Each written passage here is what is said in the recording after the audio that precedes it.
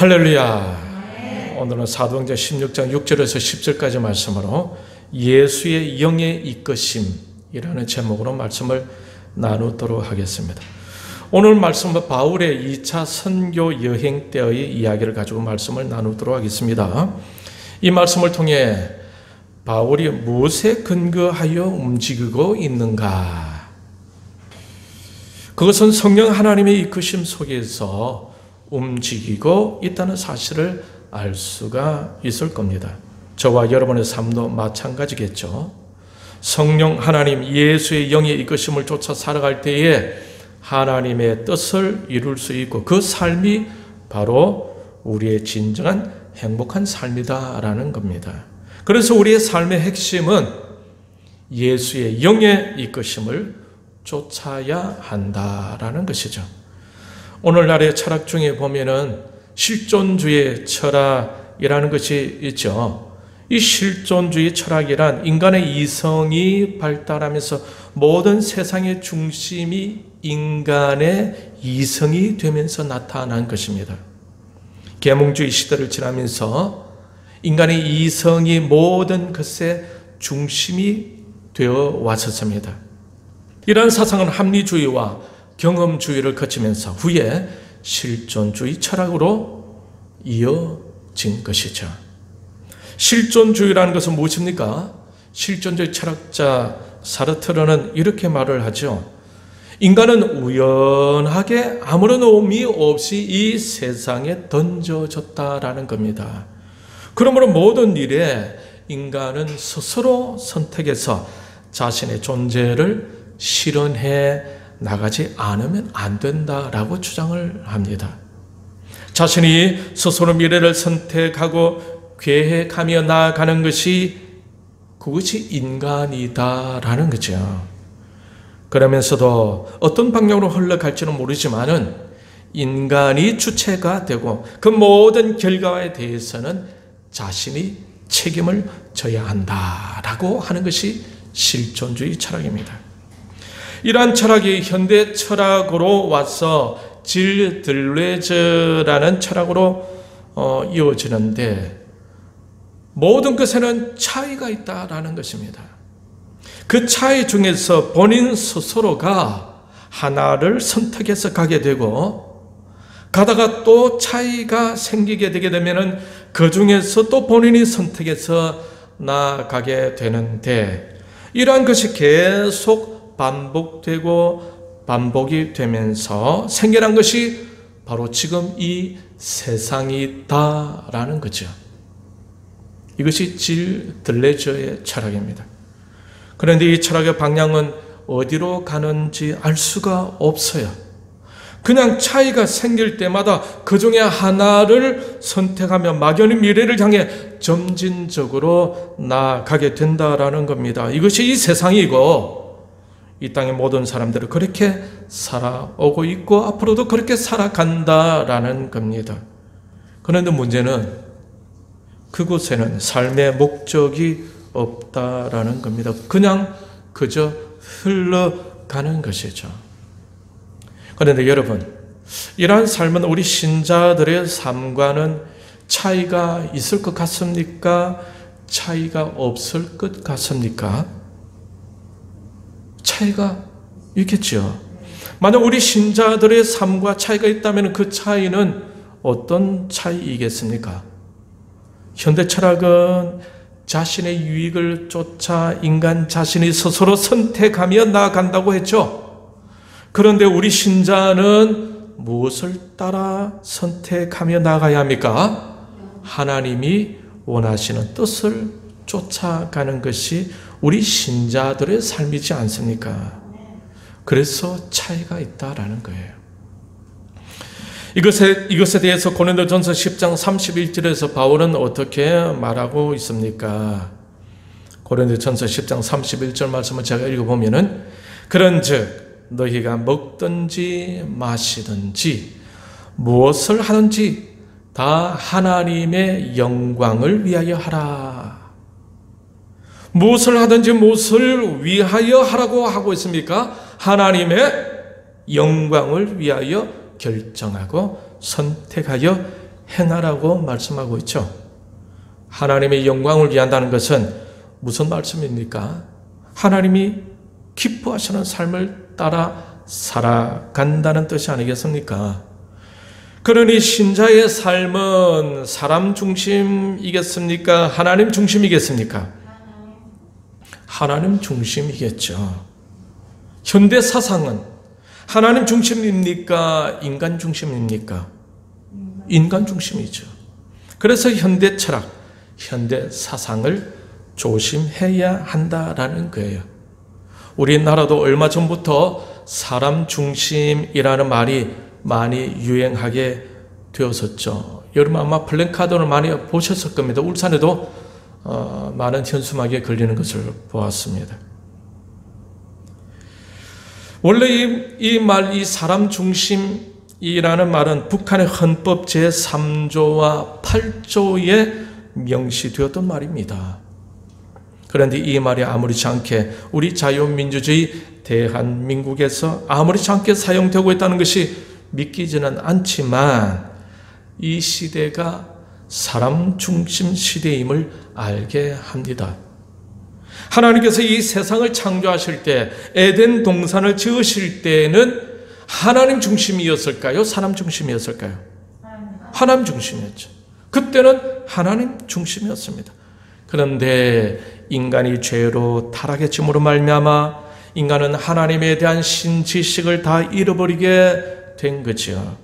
하나님을 의존하게끔 지음을 받았는데 죄로 말미암아 하나님에 대한 지식을 다 잃어버리게 되면서 인간 이성 중심으로 생각하고 사고하면서 인간 자신을 의지하는 인간 중심으로 흘러가게 된 것입니다. 그 결과가 유물론이요 오늘날의 현대 사상입니다. 그러니 하나님 울타리 밖의 사고는 다 인간 중심적인 사고를 통해 세계가 뻗어오고 있고 뻗어가고 있는 겁니다.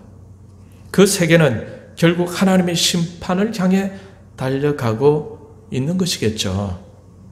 그래서 현대인의 미래를 향해 선택하며 살아가야 하는데 그 선택은 인간 자신이 스스로가 선택해야 하는 것이라고 강조하고 있습니다. 무엇에 근거하여 선택하게 될까요? 인간 자신의 유익을 위해 선택하겠죠. 그렇다면 악한 사람은 무엇을 근거해 선택하겠습니까? 자신이 계획하고 있는 악한 계획을 이루기 위해 선택하며 살아가지 않겠습니까? 그러다 보면 이 세상이 좀 위험한 세상이 될 것 같지 않습니까? 한 예로 든다면은 여러분 독일의 히틀러 아시죠? 그런 2차 세계대전을 일으켰던 인물입니다. 그리고 그는 유대인 말살 정책을 썼죠. 그래서 약 600만 명의 유대인들이 그에 의해서 학살당하게 됩니다. 히틀러는 유대인 말살 정책이라는 악한 것을 선택한 거예요. 그래야 그렇게 많은 유대인이 죽게 된 것입니다. 여러분 레닌 아시죠? 레닌은 또 어떻습니까? 마르크스주의, 공산주의를 선택했죠. 공산화를 위해서 1100만 명을 죽였다고 말씀드렸죠. 그 일을 이은 스탈린은 몇 명 죽였습니까? 4,500만 명. 모택동은 7,000만 명을 죽였습니다. 캄보디아의 폴포트는 750만 명의 인구 중에서 200만 명을 죽였어요. 그런데 북한의 김일성은 어떤 선택을 했습니까? 역시 유물론 공산주의를 선택했죠. 그 결과가 어땠습니까? 세계에서 가장 독재적이고 폐쇄적인 나라가 되었습니다. 공산화를 위해서 그는 700만 명을 죽였다고 합니다. 그리고 그 땅에 사는 사람들은 현재 그 땅을 탈출하기 위해 목숨을 걸고 있지 않습니까? 그런데 한국의 이승만은 어떤 것을 택했습니까? 기독교 국가가 되어야 되겠구나. 기독교 국가를 선택했습니다. 그리고 그는 자유민주주의를 선택했죠.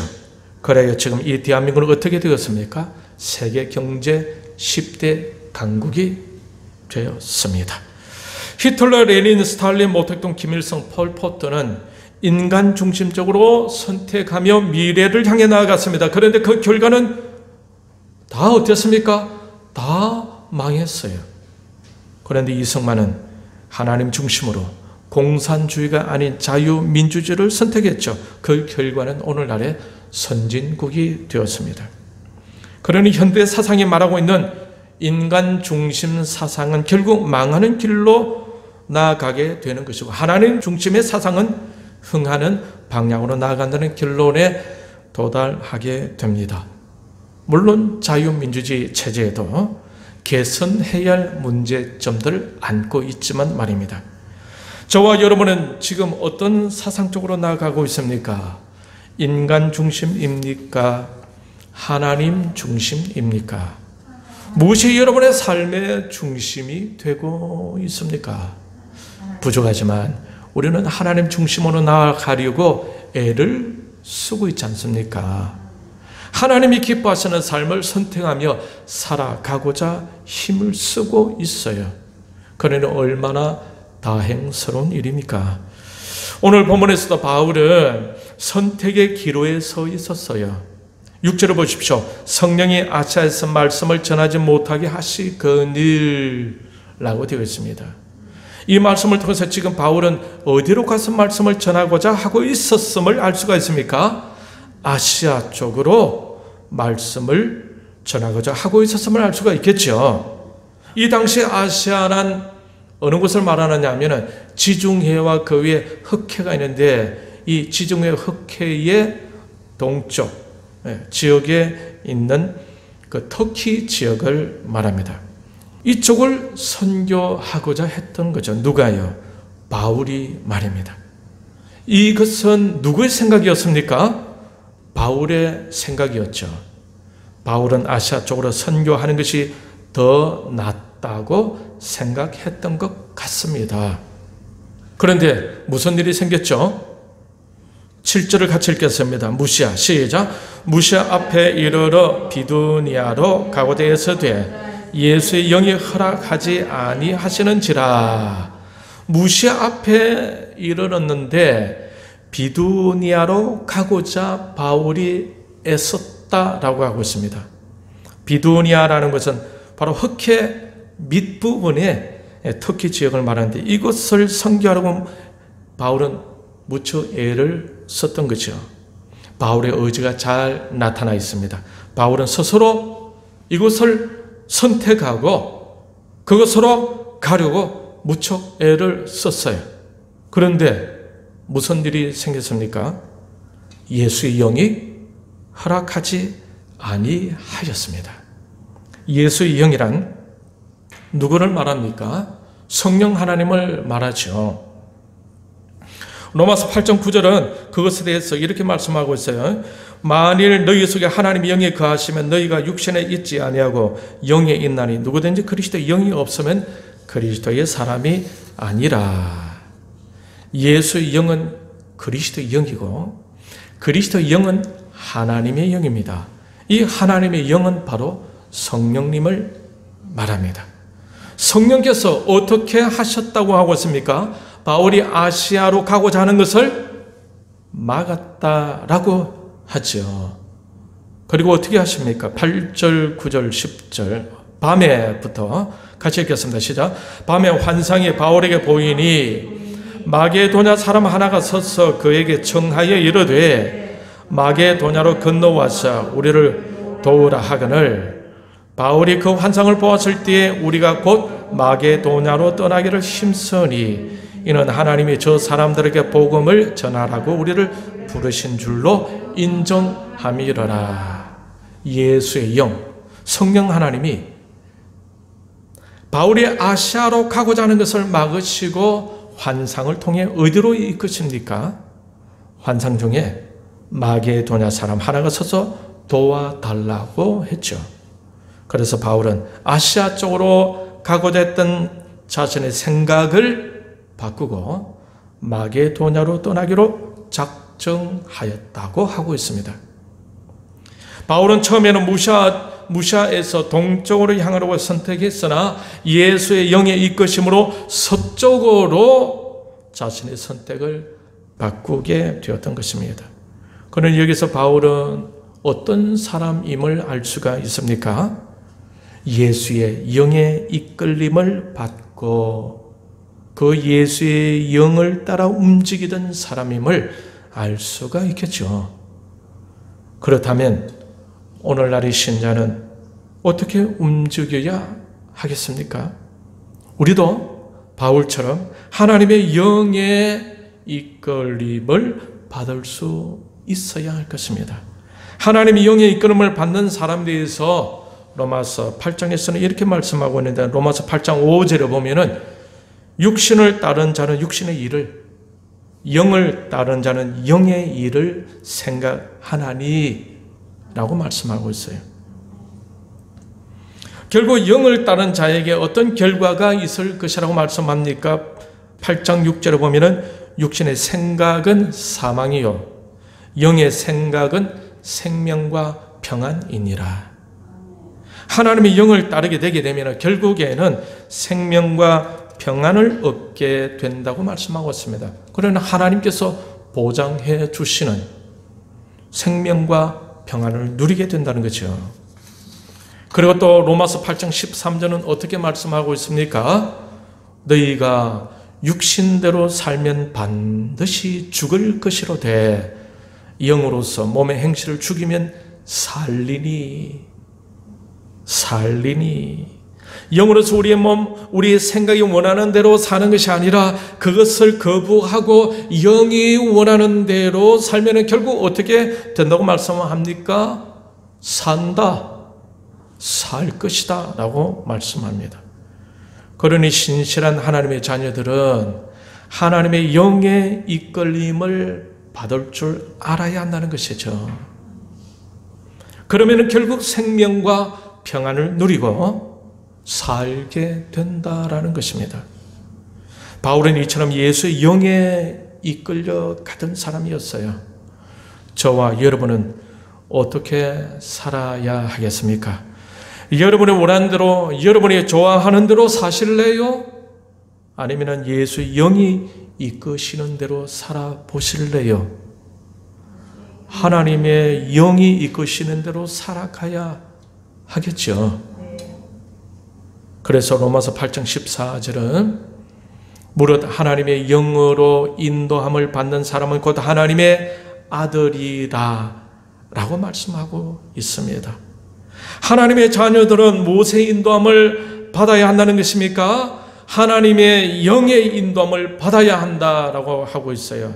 그래야 하나님의 자녀들이다라는 겁니다. 이것이 신자와 불신자의 차이점입니다.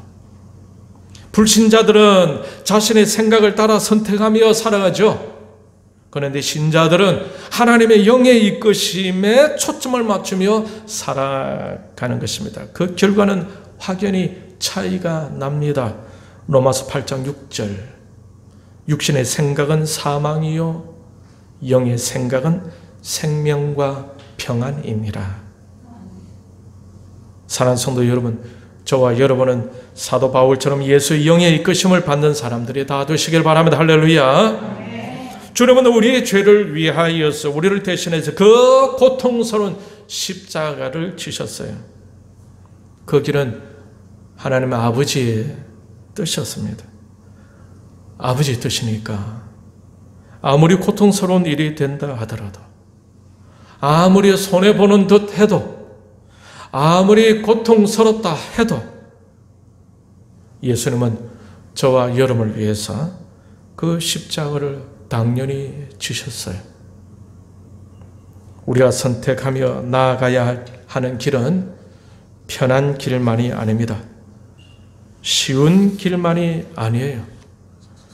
때로는 그 길이 외로운 길일 수도 있고, 때로는 그 길이 고난의 길일 수도 있습니다. 그렇지만 그렇다고 해도 그 길이 하나님의 인도하심이 있는 길이라면 우리는 그 길을 쫓아가야 할 것입니다. 구약 성경에 나오는 사울 왕을 기억하실 겁니다. 그가 겸손할 때 하나님께서 그를 왕으로 세우셨지만 왕이 된 후 그가 달라졌죠. 교만해졌습니다. 그래서 사무엘 선지자를 통해 주시는 하나님의 말씀마저 외면하면서 자신의 생각과 백성들의 생각을 따라 살아가게 되었습니다. 그런데 그 결과는 어떻습니까? 악령이 그를 지배하고 그는 점점 쇠락의 길로 가게 되었습니다. 그 길은 바로 로마서 8장 6절 말씀처럼 사망의 길이었던 것입니다. 하나님의 자녀들은 무엇을 근거로 선택하며 살아가야 하겠습니까? 자신의 생각 중심으로 살아가면 될까요? 자신의 유익을 쫓아 살아가도 될까요?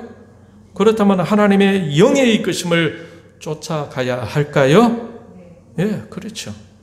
하나님의 자녀들은 하나님의 영, 예수의 영, 그리스도의 영의 움직이심을 따라가야 할 것입니다. 그 길은 곧 하나님의 영광이 나타나는 길인 것입니다. 어떤 것이 하나님께 유익이 되고 어떤 것이 하나님의 영광을 위한 것이며 어떤 것이 하나님께서 기뻐하실 것인지를 생각하고 선택하며 살아야 진정 하나님의 자녀다운 삶을 산다 할 수 있을 것입니다. 바울은 역시 바울이었어요. 그는 자신이 선택한 대로 비두니아로 성경을 가르고 무진 애를 썼었습니다. 그런데 예수의 영이 막자 환상을 보여주시면서 이끄시자 자신의 생각을 포기하고 예수의 영의 이끄심에 순종해 갔던 겁니다. 그것이 하나님께서 부르신 줄로 믿었다라고 본문 10절은 말씀하고 있습니다. 그러니 바울의 발자국은 바로 성령 하나님의 이끄심의 흔적이라고 할 수가 있겠죠. 그러니 바울의 선교 여행은 성령 하나님의 흔적이었던 것입니다. 여러분은 살아오면서 어떤 흔적이 남기를 원하십니까? 하나님의 영의 이끄심의 흔적이 남는 축복된 삶이 되시기를 바랍니다. 무엇을 하든지 하나님의 영광을 먼저 생각할 수 있기를 바랍니다. 무엇을 하든지 하나님이 어떤 것을 기뻐하실까를 생각하고 선택할 수 있기를 바랍니다. 어떤 길이 성령 하나님께서 이끄시고자 하는 길인지를 기도하며 그 길을 쫓아갈 수 있기를 바랍니다. 그래야 현대인들의 살아가는 방식과 구별되는 거룩한 신자의 삶을 살아가며 하나님의 자녀로서 덕이 되는 삶을 쫓아 살아가면서 하나님께 영광 올려드리고 승리하는 저와 여러분들이 다 되시기를 주님의 이름으로 축원합니다. 이 시간 우리의 말씀을 생각하면서